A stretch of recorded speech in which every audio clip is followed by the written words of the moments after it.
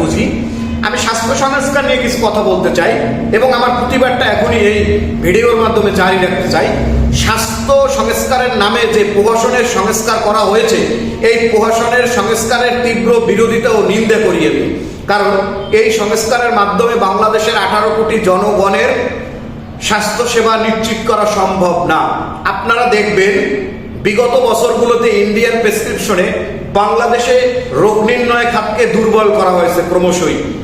আমরা পড়াশোনা করেছি, আমরা দেখেছি যে বিভিন্ন জায়গায় বিভিন্ন রকমের ইস্যু থাকা সত্ত্বেও বাংলাদেশে আপনারা জানেন প্রায় 5 লক্ষর কাছাকাছি ডিপ্লোমাধারী হোল্ডার রয়েছে যারা মেডিকেল সায়েন্সে ডিপ্লোমা করেছে।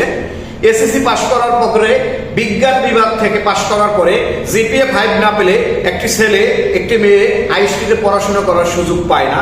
অথচ ইংলিশ মিডিয়ামে সেই মেয়েটি 3 বছর লেখাপড়া ও 1 বছর ইন্টার্নশিপ করার পরে সেই মেয়েটা দেখবেন আপনারা চাকরি পাচ্ছে না, চাকরি নাই। এই দেশে বিশ্ব স্বাস্থ্য সংস্থার নীতিমালা অনুযায়ী সারা পৃথিবীতে একজন ডাক্তার নিয়োগ দিলে সরকার সেখানে 3 জন নার্স নিয়োগ দিতে এবং 5 জন মেডিকেল টেকনোলজিস্ট নিয়োগ দিতে হয়। কিন্তু বাংলাদেশের বেলায় দেখা যাচ্ছে একজন ডাক্তারের বিপরীতে 3 জন নার্স নিয়োগ ঠিকই দেওয়া হয়, কিন্তু 5 জন মেডিকেল টেকনোলজিস্ট নিয়োগ দেওয়া হয় না।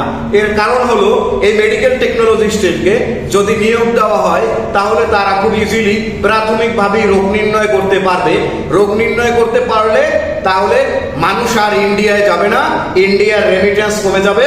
তাই এই প্রেসক্রিপশনের জন্য রোগ নির্ণয় খাতটাকে আমাদের দেশে দুর্বল করে রাখা হয়েছে। আপনি একটু অবচেতন মনে ভেবে দেখুন তো, আপনার চিকিৎসা করতে গেলে প্রথম আপনাকে কার কাছে যেতে হয়? ডাক্তারের কাছে যেতে হয়। ডাক্তারের কাছে যাওয়ার পরে আপনারা কি করেন? ডাক্তারের কাছে গেলে আপনারা ডাক্তার দেখে পড়িয়ে আপনাদেরকে চেক আপ করে, চেক আপ করার পরে কিছু ইনভেস্টিগেশন দেয়, টেস্ট দেয়। এই টেস্টগুলো সরকারি হাসপাতালে সকাল 10টা থেকে দুপুর 2টা পর্যন্ত করানো হয়, এরপরে আর করানো হয় না।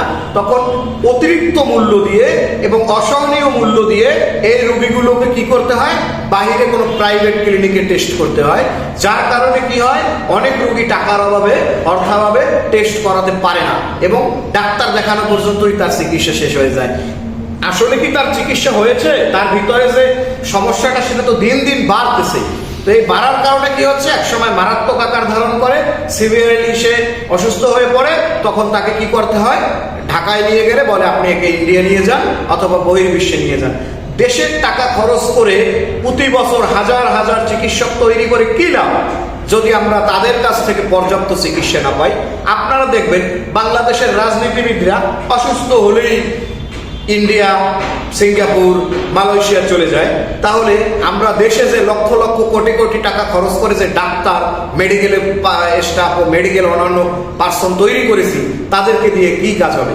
আমি মনে করি এই স্বাস্থ্য ব্যবস্থার পরিবর্তন আনতে হলে স্বাস্থ্য ব্যবস্থাপনায় পরিবর্তন আনতে হবে। যতদিন পর্যন্ত এই স্বাস্থ্য ব্যবস্থাপনায় পরিবর্তন না আনা যাবে ততদিন পর্যন্ত স্বাস্থ্য খাতের কোনো উন্নতি হবে না। আমি চ্যালেঞ্জ দিয়ে বলতে পারি, আমি দায়িত্ব সহকারে বলতে পারি, দৃশ্যমান কোনো উন্নতি আপনারা দেখতে পাবেন না। ইনশাআল্লাহ এই স্বাস্থ্য খাত নিয়ে, ইনসাফের স্বাস্থ্য খাত কায়েম নিয়ে আমাদের আন্দোলন, আমাদের দাবিটা আমরা জারি করে রাখলাম। সময় মতো আপনাদের সামনে আমাদের দাবি, আমাদের মেজারমেন্ট, আমাদের গবেষণা তুলে ধরা হবে। আর যারা 5ই আগস্টের পরে স্বাস্থ্য অধিদপ্তর সহ স্বাস্থ্য মন্ত্রণালয়কে দখল করেছেন তাদেরকে হুঁশিয়ারি দিয়ে বলতে চাই, সংস্কারের নামে যে প্রহসন আপনারা জাতির সাথে করেছেন, এজন্য আমরা আপনাদেরকে কাঠগড়ায় দাঁড় করাবো। কেন? সুযোগ পেয়েও আপনারা আমলাদের স্বার্থ রক্ষা করেছেন, ডিপ্লোমাধারীদের স্বার্থ রক্ষা করা হয়নি। ইনসাফের স্বাস্থ্য ব্যবস্থা মানেই হলো যেখানে যারা হেলথ কেয়ার প্রোভাইডার থাকবে এবং যারা স্বাস্থ্য সেবা নিবে প্রত্যেকের অধিকার সংরক্ষণ করতে হবে। এই বৈষম্যের সংস্কার আমরা মানি না, আমরা মানব না। আমরা আমাদের প্রতিবাদটা জানিয়ে রাখলাম। ধন্যবাদ সকলকে, ভালো থাকবেন। আসসালামু আলাইকুম।